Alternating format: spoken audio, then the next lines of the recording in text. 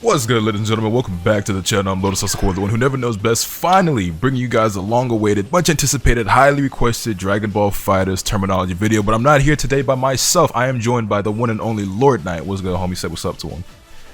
What's going on, everybody? LK here, back at it again with Lotus. What's going on, dude?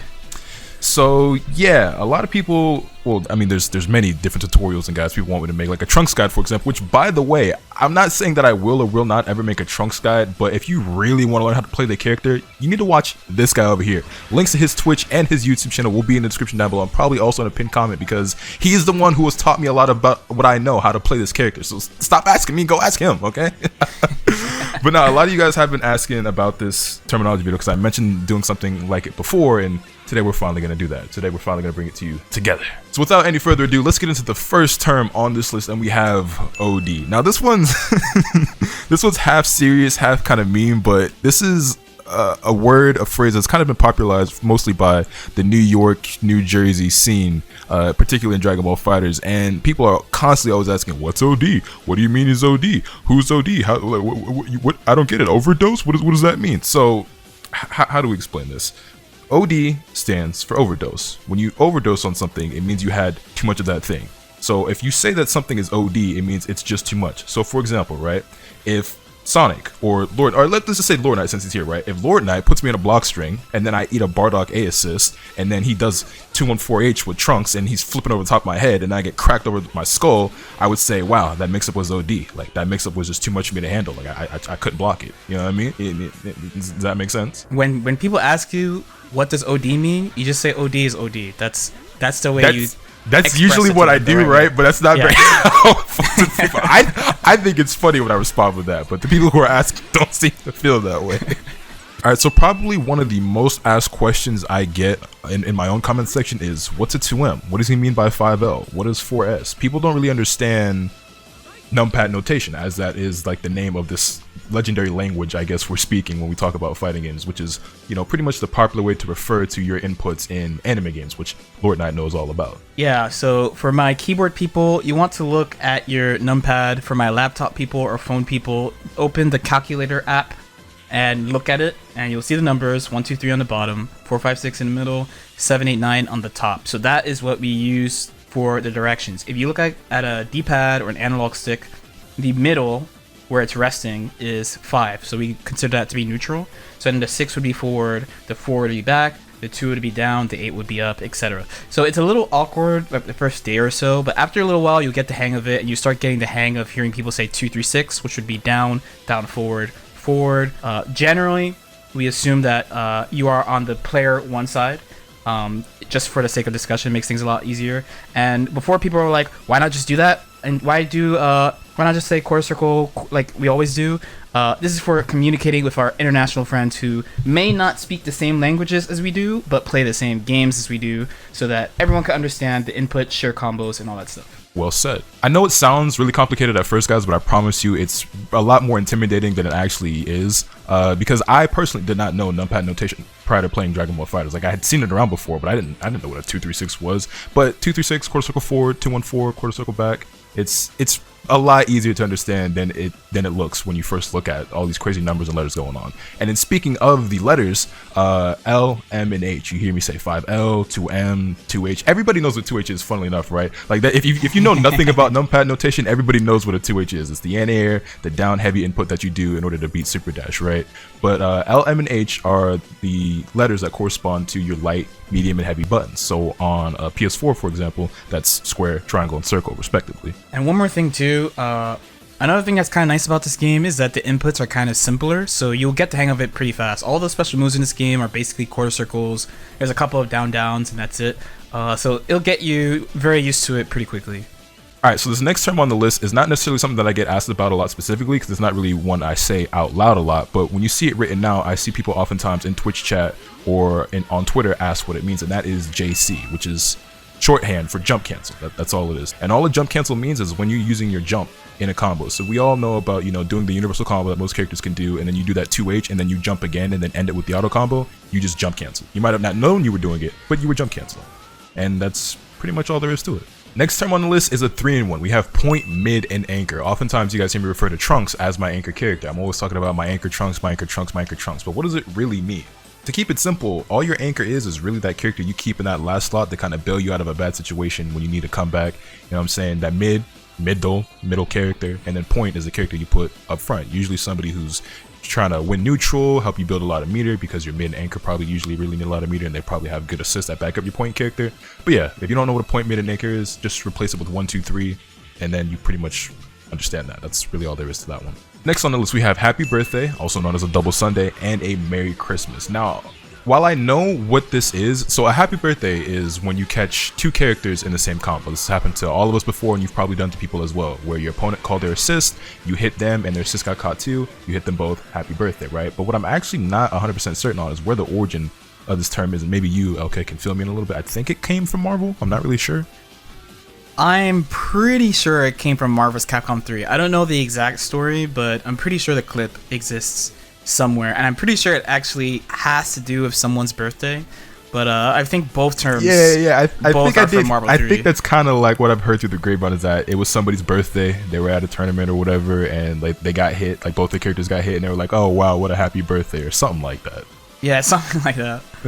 It's so corny, but it caught on. And then we also have a Merry Christmas, which is essentially the same thing, but it's when all 3 of your characters are caught in the same combo, which I'm gonna just go ahead and on record and say that if you ever get Merry Christmas, you deserve it, because why are you calling both of your assists at the same time? But that's just me. Next on the list, we have DHC, which I believe stands for Delayed Hyper Combo and may also originate from the Marvel scene. Correct me if I'm wrong, okay? Yeah, DHC is from Marvel. I know the game has its own term for it. It's like something Z combo. They always try to force Z into stuff, but because it's a versus game and so many prior versus people play this game, they just use the Marvel terminology for it. So that's what it's, delayed hyper combo. Yeah, and all a delayed hyper combo is when you do a super and then you hit L1 or L2, you tap one of your assists and they come in and also do their super. So again, this is probably something that you've already been doing, you just didn't know the term for it. Next up, we have IAD, and this one's funny to me because I often see it get written as IED, and I guess I kind of get it because maybe, especially when you're somebody like me who talks really fast, oftentimes it kind of sounds like you're saying E instead of A as an apple, but it's not an E like eraser, it's A like apple. Instant Air Dash. It's an acronym, that's what it stands for. Again, this might be something that you're already doing and you didn't even realize it. That quick little dash that you do when you hit up forward and then forward again, or up backward and then backward again, that's an instant air dash. I think they made it easier to do in this season of the game for some weird reason, where like you can do up forward and it gives you an IID or something weird like that. But yeah, don't do that. People who do that don't make it to heaven.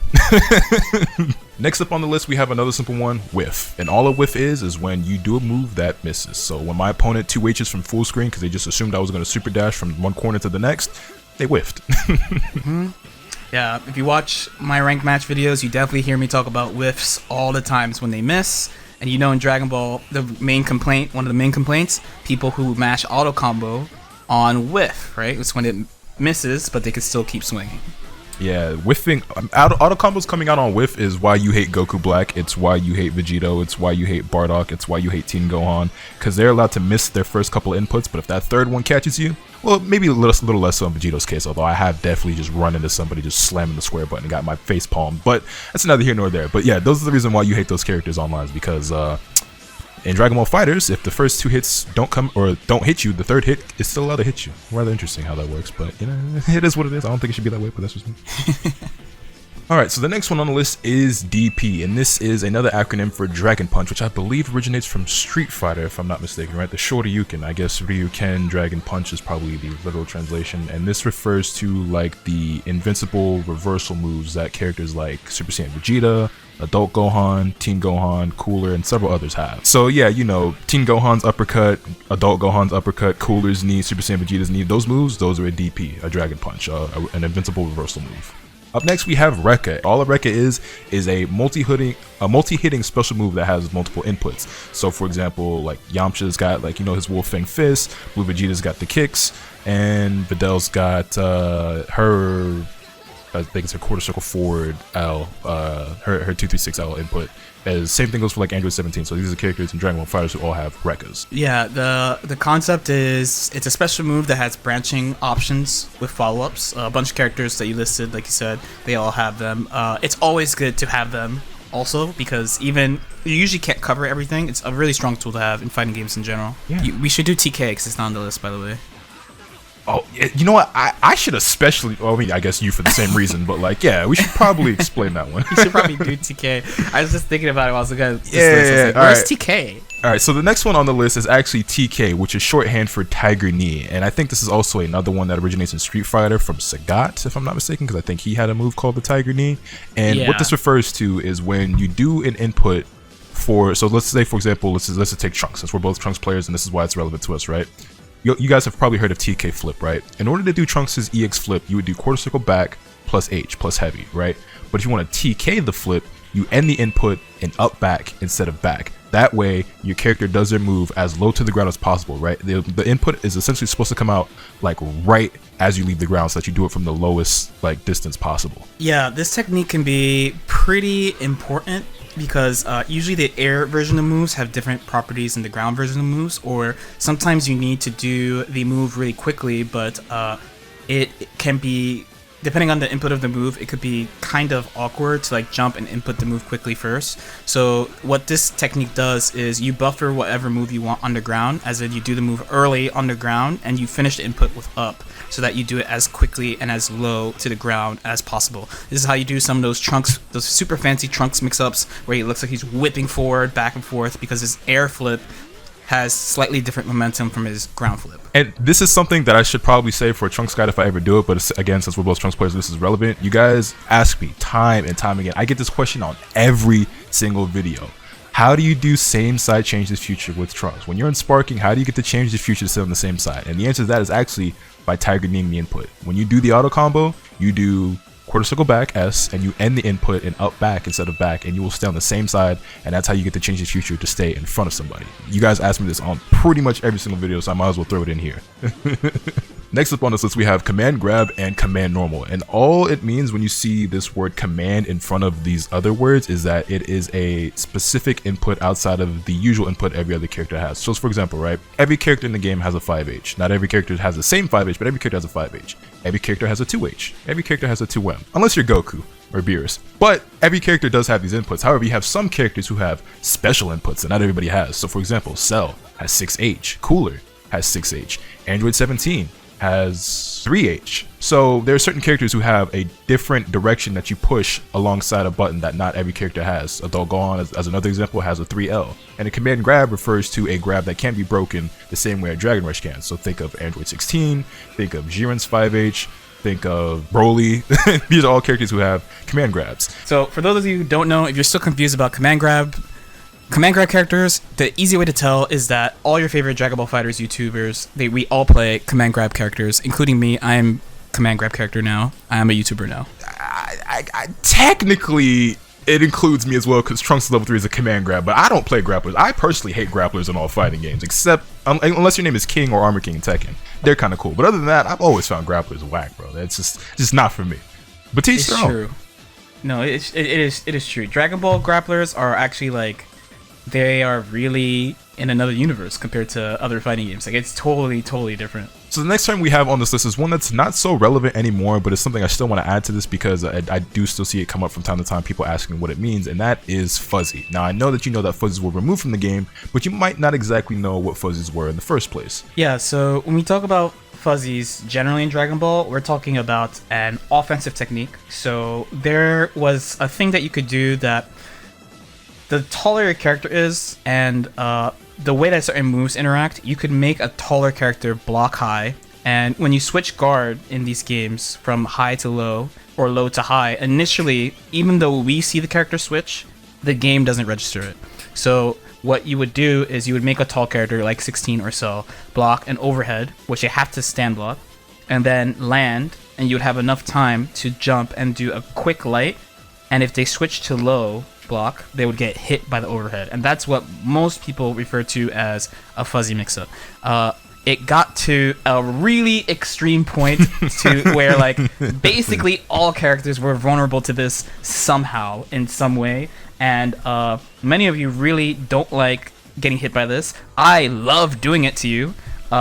and they took it out of the game. Sad times. Sad times. It's, you know, it sucks too, because like me just being lazy as I am, I didn't properly learn how to fuzzy with Bardock until pretty late into the game. Like by the time I finally like mastered how to fuzzy people, they took it out, and I'm so sad.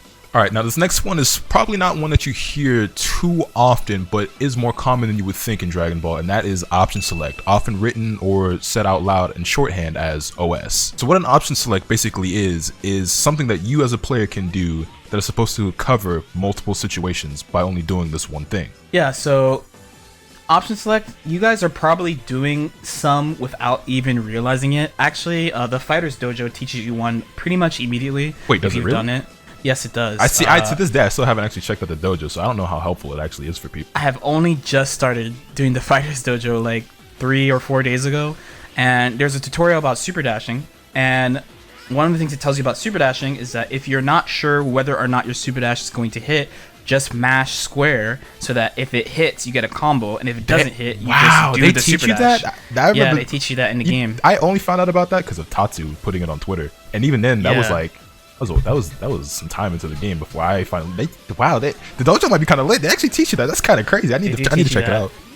Yeah, they do teach you that. There's so there are things that you are doing right now that are option selects that you probably don't realize. And as Lotus said, it's you do an input, whatever, in what situation, and if one thing happens, you do one thing. If the other thing happens, you do the other thing. The Super Dash 1 from the dojo is a really, really perfect example of that. Next on the list, we have Okie. Everybody loves Okie. Well, actually, you guys don't love Okie. LK and I love Okie, but most Dragon Ball players don't seem to care too much for it because they keep taking it out of the game because y'all keep complaining. But anyway, I'll go ahead and let LK take from here, as he knows all about Okie, being a Milia player from Guilty Gear. Yeah, so this is actually shorthand. The term is okizeme, so it's a term we took from the Japanese scene, like a lot of actual fighting game terms. And it just refers to attacking somebody who is waking up, which we all know is really, really hard in Dragon Ball. And they just keep making it harder? They just keep making it harder, right? So this is why we love Snap so much. This is why we love. Oh no, you're right. You gotta remember, I play 18. I miss Snap. I don't care who's upset about it. I wish they would bring it back. Yeah, this is why we love level 3 so much, because it gives us guaranteed Okie, meaning you can't vary your timing. You just have to get up into our attack.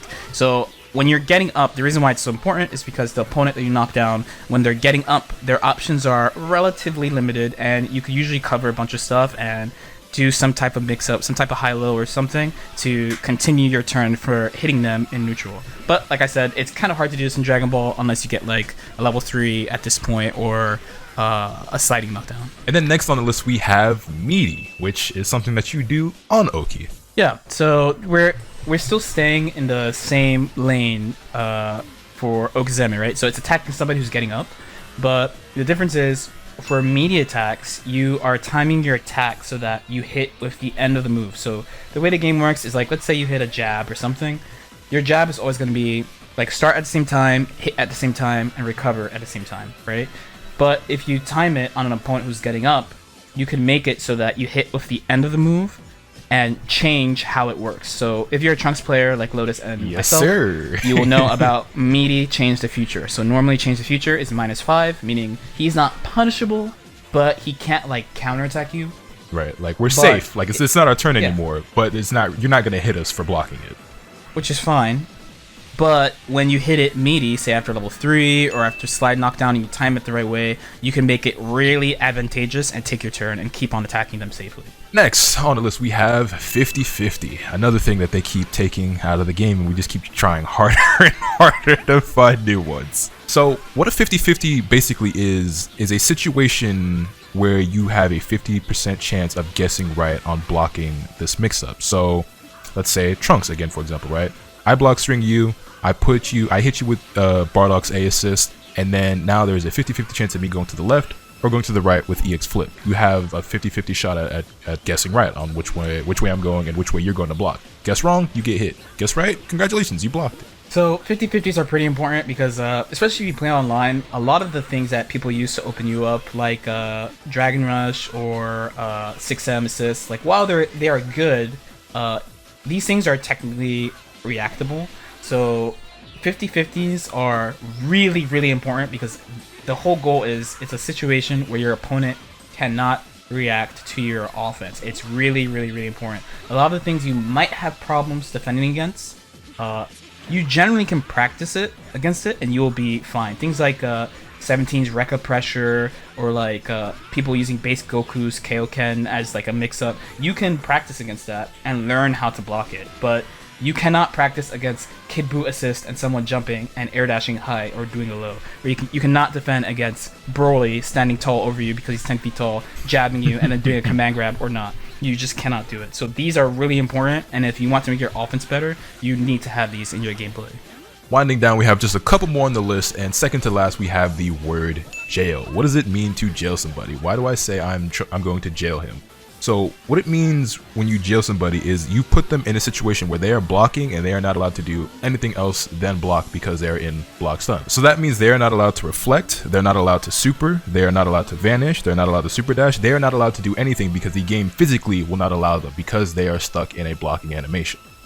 And then last but not least on the list, we have RPS, LK's absolute favorite. And this one's just funny just because I get it, not everybody can know everything, but this one should be more self-explanatory. I would at least expect most people to know what the acronym means, but I guess not. And since LK loves this one so much, because this is one that he gets, I'll allow him to explain it. Yeah, so if you haven't figured out what RPS is, you're thinking too hard. It's just rock, paper, scissors. So instead of like a 50-50, 50-50s are, you know, there's situations where usually it's pretty one-sided. It's high or low, it's heads or tails, it's poke or throw, right? It's pretty simple. But RPS is, first of all, there's a lot of this in this game, and second of all, it's usually more of a branching option set. So a really easy example is someone jumping at you, right? Someone who's jumping at you, they can call an assist, they can super dash at you, they can just press a button, they can do nothing. There's 4 options. You also have a lot of options in this situation, but the person who's jumping at you is putting you in a rock, paper, scissors situation, RPS. And that'll pretty much do it. Now, of course, there might still be some terms and phrases out there that you might hear from time to time that we didn't cover, but these are, I feel like, the most important ones and the ones that come up most frequently in my comment section, and not just my comment section, but other comment sections, Twitter, Twitch chat, just the information I felt like I wanted to provide and that I wanted to have LK here to help me provide to you guys. That being said, if there's anything else you're still unsure of or unfamiliar with, feel free to drop in the comment section down below. If there's anything that we didn't cover that you'd like us to touch on, feel free to drop it as a question, and I'll try to answer it as best as I can. If I can, and if I can't, I'll find somebody who can answer it and then relay that information to you. But yeah, that's pretty much it. LK, any final words you want to give to everybody? Yeah, if you have any questions, again, either leave it in his comment section, hit me up, you know, I'll answer anything to the best of my ability. And yeah, as I said before, LK is a streamer, a competitor, and a YouTube content creator nowadays, so I will be sure to leave his links in the description down below. Be sure to check him out. And like I said, if you think my Trunks is nice, you need to watch him.